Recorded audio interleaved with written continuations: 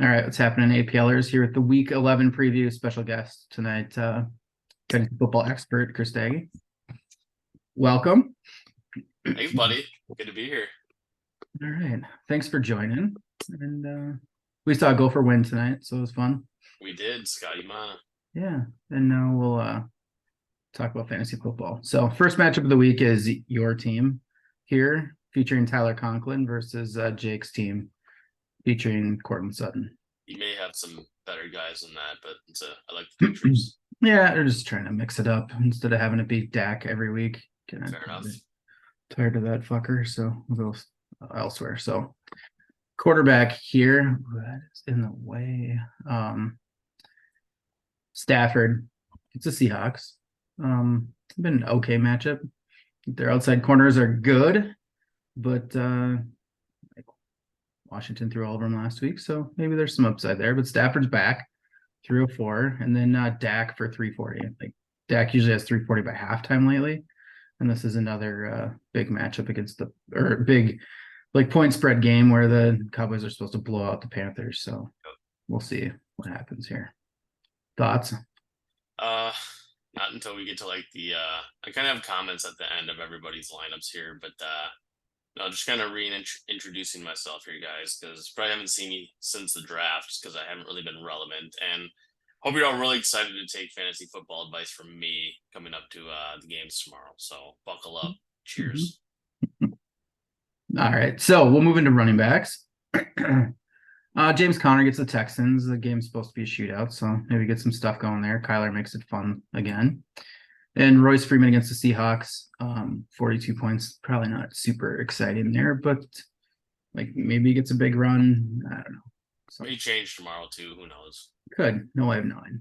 On the Jake side, Aaron Jones gets the Chargers. That looks pretty juicy. The Chargers obviously got ripped by both running backs from the Lions last week. So maybe that's the same thing here this week. And then CMC plays the Bucks.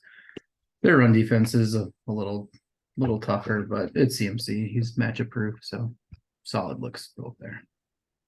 You can do more than run, so yeah. And the pass catchers, the Daggy side of the ball is Jordan Addison. Thought there might be a JJ return this week, but there's not. So Addison might be in line for some more, but really Hawkinson has been the wide receiver one with JJ out, so maybe there's not more for Addison, and Addison's going to get Patrick Surtain. So let's see. Chris Godwin. I don't really have much else, so that's true. I'm just trying to figure out: is there a way that the 0-10 squad can get to 1-10 and a big upset of Jake this week? So. Still looking forward to week 12. You hear about that more later. So yes. Godwin against 49ers, tough one. Maybe they'll just be behind enough to throw a ton, and then Rashid Rice against the Eagles. Sure. Chiefs against the Eagles. Eagles pass D's bad. Chiefs like to throw a ball. Maybe he gets a big game. Conklin against the Bills. He's been like pretty decent lately. Still has Zach Wilson as his quarterback, which is concerning. But why not? Pitts is on bye, so see what happens. On the Jake side, Jamar Chase gets 34 points. He got like 20 plus of them super late in the game on like a throwaway touchdown. Otherwise, rough outing for Jamar after the Burrow injury. DJ Moore gets Justin Fields back, and 92 might seem low against the Lions in a game that should be a shootout, I think. Unless the Lions defense just completely shuts the Bears down, but I like to think Fields keeps it moving. Sutton gets the Vikings. He had a super fun touchdown catch. I think it was last week, right? That was pretty good. So we'll see. He never seems like he can go crazy, but 71's probably fine. And then Kittle at the tight end spot. Yeah, it's either like 200 or like 10. So yeah, it's been 200 a lot lately, so it's kind of scary. Yeah, even with Debo back, he's still doing things, so it's a little scary. Yep. So throwing kickers and defenses. Jake's IDPs are pretty strong. They're all averaging over 40 points a game. Their kicker looks good. The Daggy side, Josie Jewell, or Josie Josie, whatever girl's name, Jewell, gets 27. Other guys are pretty solid. So still looks like a comfortable Jake win here, but I think even without the guys from my team that Jake has, he still beats me handily here. So keeping the trifecta hopes alive with my old team. I looked at this and I said, he has Stroud and Dalton Schultz stack on the bench going against Arizona. I was like, is that really the best choice? And then I saw that he has Dak and Kittle. So all I can say is lucky you. So you're not predicting a big win this week? You asking me that? No, yeah. No, I'm not. Yeah. So I think Jay keeps rolling. Laser focus on week 12 is as soon as Monday Night Football is done, I'm going to be in Kevin's ass. So yes. There you go. Interesting. Will there be video of that? One way to find out. All right. Can't wait. All right. Next matchup here. We had some the old trade partners on the matchup of the week here. So Ryan steals some players from today in the week that they're playing. So this is obviously the today fire sale week. So instead of like Justin Herbert or Austin Eckler or Jalen Waddle, we get Will Levis as the featured player here for today. And we just went with Eckler for Ryan there because it's fun because he's the guy that Ryan has now. So at quarterback, unexpectedly, Will Levis will probably outscore Joe Burrow because as we all saw, Joe Burrow couldn't throw the ball on Thursday night and his wrist was kind of messed up. And Will Levis gets the Jags. Sure, I don't know. We'll see what happens. He was like good for a week and a half maybe, and he's been not great since then. But the waiver wire stuff out there at quarterback is not really good at all. So whatever. The running backs here. Today's rolling with Darrell Henderson as the Rams lead running back there. So we have both Rams running backs in starting lineups this week with Freeman and Daggies and Henderson here first today. They're both probably 60, 70 point guys. And then today's favorite, Tony Pollard, gets Panthers. Another great matchup for Pollard. We'll see if he can actually do something this week or if he's just dust. So only one way to find out. See what happens. So he's probably hoping that he has like a resurgence this week so he can try to find somebody to trade him to next week. On the Ryan side, looking pretty good. Eckler moves over from the other side of the matchup over here. He's got the Packers. Always a threat in the receiving game. 124 is the number for Eckler. Looks pretty good. Brian Robinson has Antonio Gibson out, so that might result in some more opportunities for Robinson against the really bad Giants. So 97 points there. Feels like some upside there to me. Yep, agreed. Pass catching today has Deontay against the Browns. Tough one. I just don't have any confidence in Pickett that he can do anything. Deontay looked really good for a couple of weeks and not so much last week. Christian Kirk against the Titans, I think, is a really good start there. 84 might be low.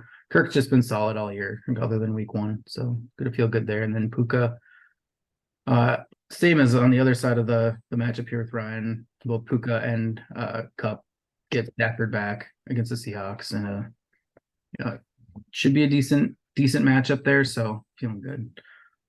First today on Puka, and Njoku against the Steelers. It'll be interesting to see what happens without Watson at quarterback there. And when PJ Walker was playing, he was just feeding Njoku, but now I forget the dude's initials, but Dorian Thompson something or another is going to start this week for them. And he'll start. He might not finish. So true. On the Ryan side, AJ Brown gets the Chiefs in the game that we're all looking forward to on Monday night. Guy's just really good. So big number for him. Cooper Kupp, again, same as Puka, gets Stafford back. Probably good. And then Ryan has Thielen in at the third wide receiver spot here against the Cowboys. Don't want to like pick who's going to play, but he has Debo and Tank Dell on the bench. Just wonder about that start a little bit. Tank Dell has the Cardinals, a game that has like the highest over under for the week. Feels like it might be a shootout. Tank Dell was really good last week. And Debo's Debo, but Thielen does get a ton of passes, so probably a toss-up between those three.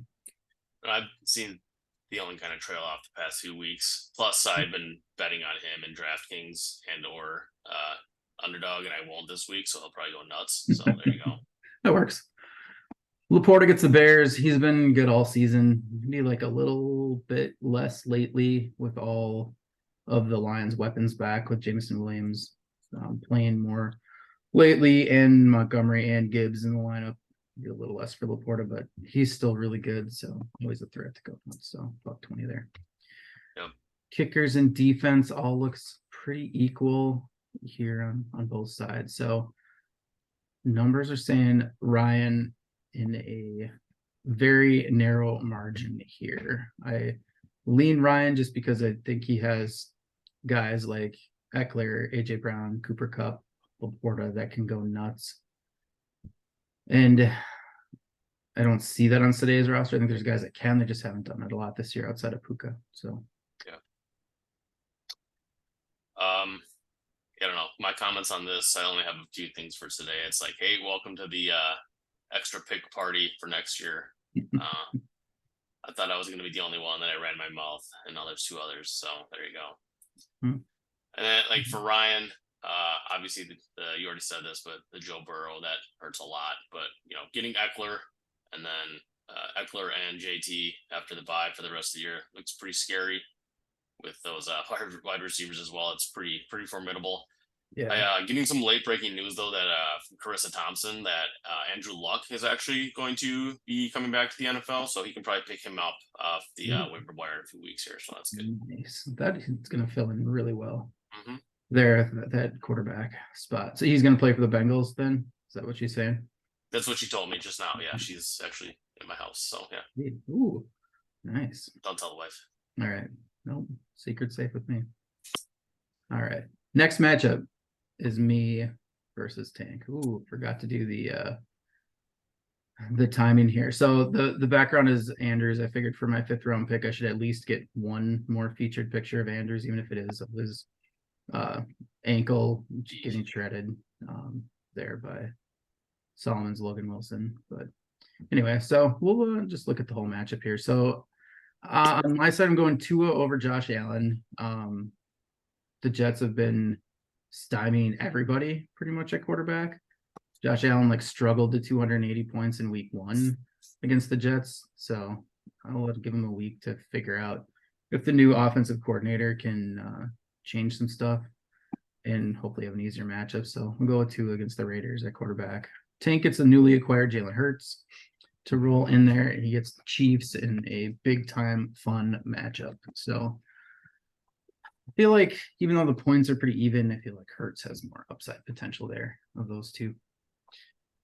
The running back spot, Jahmyr Gibbs looked good last week, splitting time with Montgomery.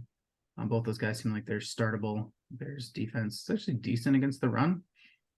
So maybe that's more of a receiving game for Gibbs. We'll see. Going with Brees against the Bills. You can run on the Bills a little bit. Still is Brees has to make some shit happen because the offensive line's terrible and Zach Wilson's terrible, but he can. Maybe with Michael Carter being let go, that is a few more. Michael Carter is playing third down stuff for the Jets most of the time. So maybe Brees gets that third down receiving back role, but I also heard that they want to mix Dalvin in more. So we'll just see what happens. I was gonna say, you better hope it's not Dalvin. Yeah, they said they want more touches for Dalvin. I just don't understand that, but whatever. On the Tank side, ETN and Henry play each other.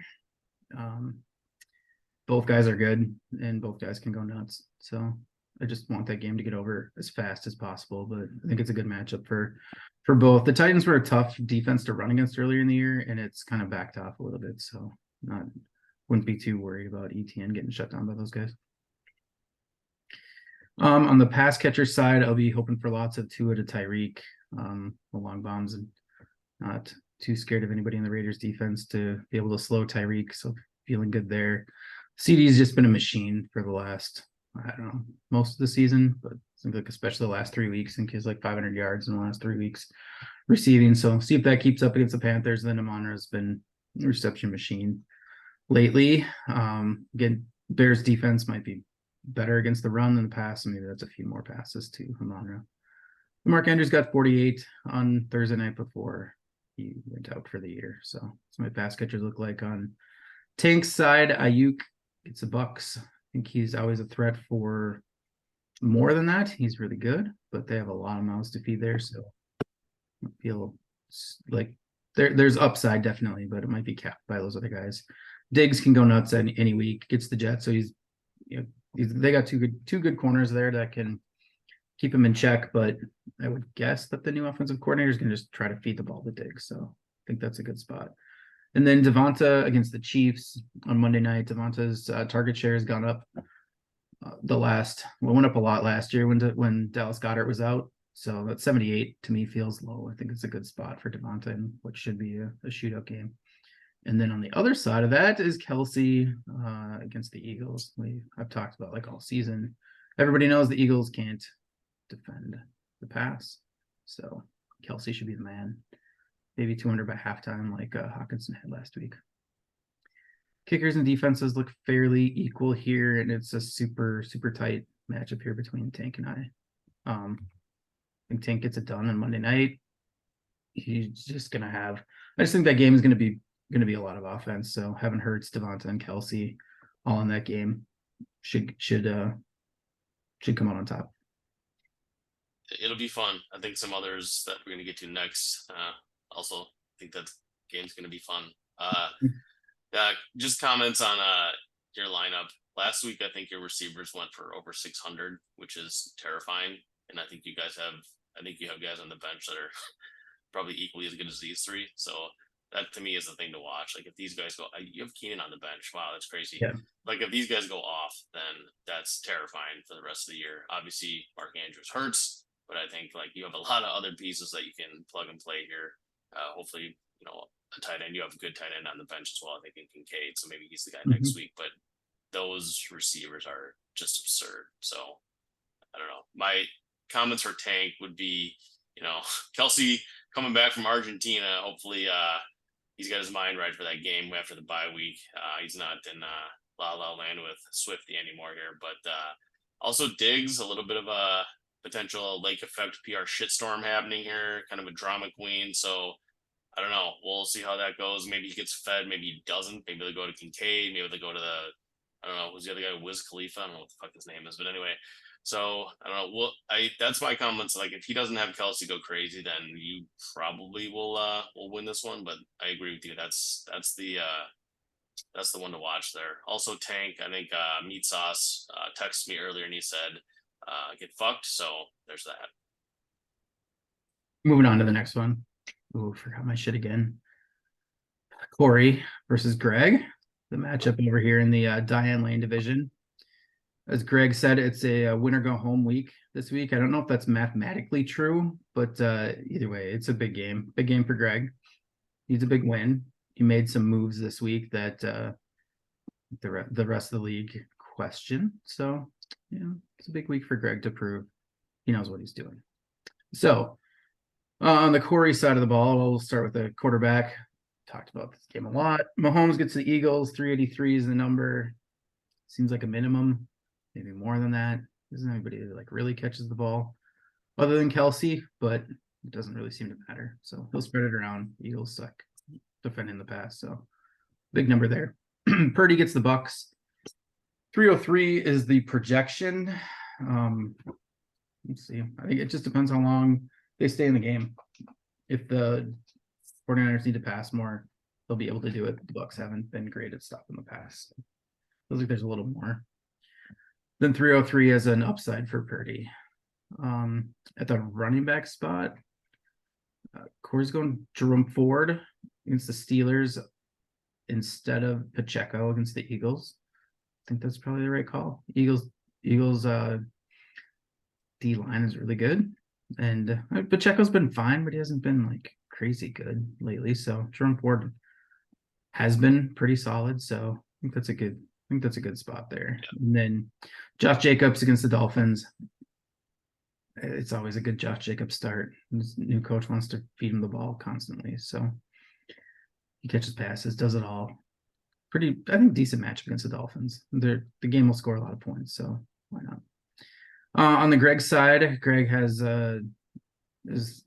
he mentioned I talked to him on Thursday. He said I'm benching Joe Mixon tonight. So if you have any bets you want to make of Joe Mixon going crazy, do it because it's going to happen. And he didn't go crazy, but probably a start that Greg wouldn't have minded to have there. I think Mixon, I don't know, he had like 125 or something. So Mixon and Edwards both had good games on Thursday, but that's not who Greg has in the lineup. He has Swift against the Chiefs. Chiefs defense has been solid. But we'll see. Javonte and then Javonte against the Vikings, his newly acquired Javonte Williams in the lineup. So, I mean, overall, looking at the running back and on both teams, they're fairly equal for the projection there.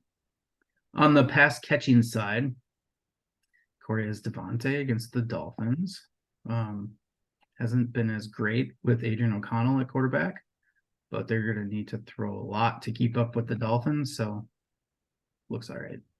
Mike Evans has been really good all year. So got him in lineup. 49ers is a tougher matchup. So maybe that big upside isn't there. And then Justin Watson is in Corey's lineup. I was kind of surprised by this one, but I guess we're going with the Eagles. Pass defense sucks, and we have a Mahomes connection here. So Mahomes to Justin Watson for a couple long passes is what Corey's hoping for. The projections are looking more like a catch for 21 yards. So maybe 2 for 19. No, 2 for 20. We'll see.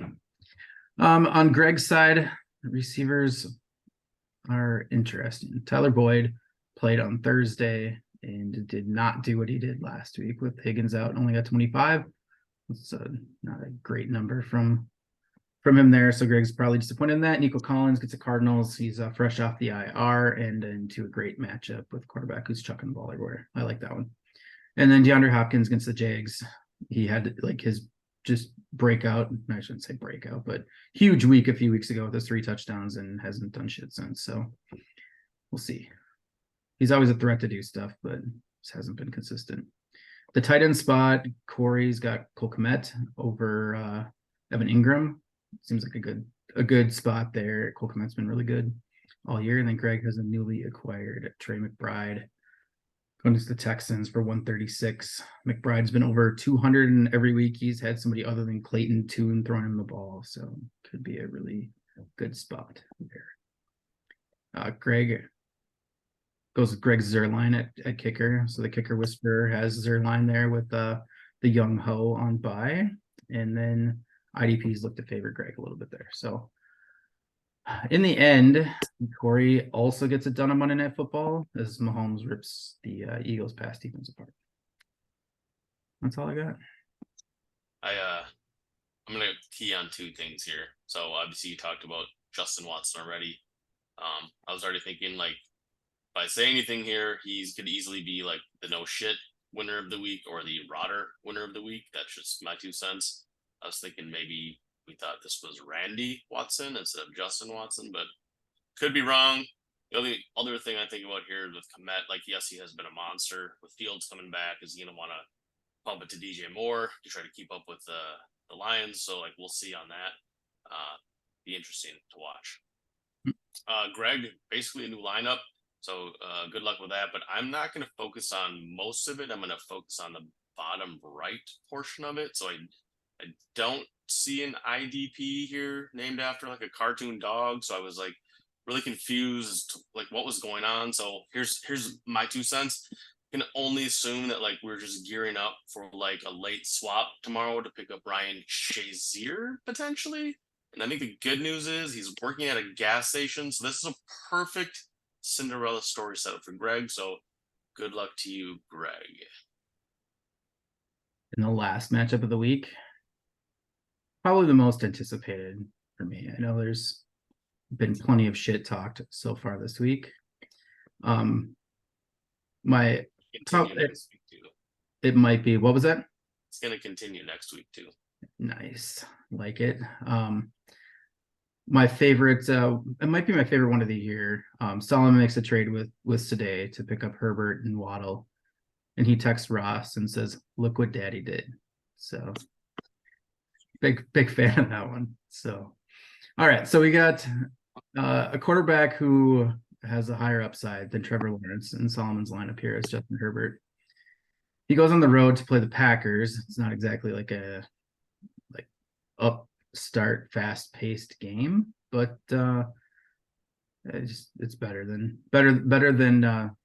what Lawrence is going to put out there. So 317 for Herbert, not exactly his best environment, but still think it's good. Lamar at 374 on Thursday, really good night for Lamar there. Then someone's got some decisions to make here at the running back spot. So he's got Saquon in against the Commanders. They're bad at football in general, so you got to probably roll with Saquon, and then Rashad White. It's a 49ers tough matchup.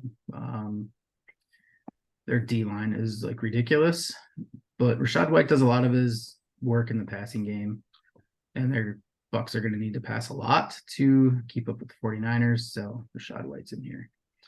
Devin Achane is just looming on the bench here for Solomon, and it's it's like a tough decision spot there. So do you take the probably guaranteed 70, 80 points from Rashad White with maybe a little bit of upside for more? Or do you swap it in for Devin Achane, who might only get like 5 touches and like 30 yards, or gets 15 touches for like 200? So I don't know. Tough one that we might look back on in the middle of next week and go, ooh, probably should have done that. So we'll see. On the Ross side of the ball, he's got David Montgomery against the Bears. His 75-yard touchdown last week was a big deal. 10 minutes left. We're going to make it. And then Singletary gets probably one more week of all of the stuff. Gets the Cardinals. So pretty good spot there for Ross's shitbag team to have two good running backs. So Solomon's pass catchers, Amari Cooper doesn't have a quarterback anymore, but you still have to throw to somebody. Should be okay. Waddle, as I've been told, the Dolphins' main goal through the bye week was to get Jalen Waddle healthy, and there's no reports if he is or not, but at least that was the plan. So maybe they feature him and the newly acquired Waddle. It's a big impact this week. 82 points is his total. Garrett Wilson has always been good, even with Zach Wilson. Just the elite upside probably isn't there, but he's going to catch 8 or 9 passes and be fine. And then Hawkinson, get another week of being the featured dude with JJ out. So I feel like that's a really good thing for Solomon there. 147 might be low for Hawk. On the Ross side of the ball, pass catchers not great. Dotson has like disappeared a couple of the last 3 weeks, 49 points there. Zay Flowers got 53 on Thursday night. He had a nice touchdown call back. That could have been more, but it wasn't. DK gets the Rams. It always feels like he could be good, but he's never really that good. So as if he was, he probably wouldn't be on Boot Barnes roster still if he was that interested in other people. And then Cade Otton resurfaces into the starting lineup after like 20 points last week. He's here, projected for a big 63. Kickers and IDP, Solomon has the advantage there too. So despite a nice start to the week from Lamar Jackson, it looks like the Boot Barn gets beat down pretty bad here by 200 points. So revamped squad gets Solomon a win, and then this third, if that's what happens, this race for third is all tied up between these two. And if Greg can sneak out a win over Corey, it'd be all tied up between 3 of them. Thoughts on this one? I'll be brief. I agree with you on the running backs for Solo. Like if Achane goes crazy, it's going to be the should have started him pick for the week, obviously. So they'll have to figure that out tomorrow morning. I'm going to focus on the right side on Cade Otton. So back in the starting rotation, just from a naming perspective, I keyed on this and I wanted to make a little joke on it. I said I'd rather have Natalie Otton than Cade Otton going up against the San Francisco defense that held Evan Engram to 12 yards last week. So good luck, buddy. I'll probably hear from Tank on that tomorrow, but I thought it was too good to pass up. So yeah, good luck, Kevin. Gotta do it. All right. So quick rundown of the week. So a little different order. Ryan over today by 21 points. So there's 3 matchups here that are super close. Jake probably with a comfortable win there over over Daggy, Tank over me by about 8, Corey over Greg by 46, and Solomon putting the boots to Boot Barn there. So Dag and I both talked about the lock of the week and agreed it's Solomon over Ross. So that's all I got. Anything else, Dag? We've got 6 minutes and 19 seconds left before this thing shuts down on me. I didn't have anything else written down. Appreciate you reaching out, seeing if we wanted to do this together. It was fun. We talked about this a little bit at the Go Free game. Really fun to do this. I will say it is a little intimidating to do this. So I appreciate you doing this kind of in front of the camera every week, and you're so well prepared, and I don't know, you do a really good job. So thanks for the invite, and thanks for doing what you do. Yeah, no problem. Just fun to do. Hopefully everybody enjoys it and drives the engagement a little bit more. So yeah. All right, later. Hope nobody dies this week like Burrow and Andrews did for other people, other than Tank. Your whole roster can get hurt, but other than that, hope everybody else is as healthy.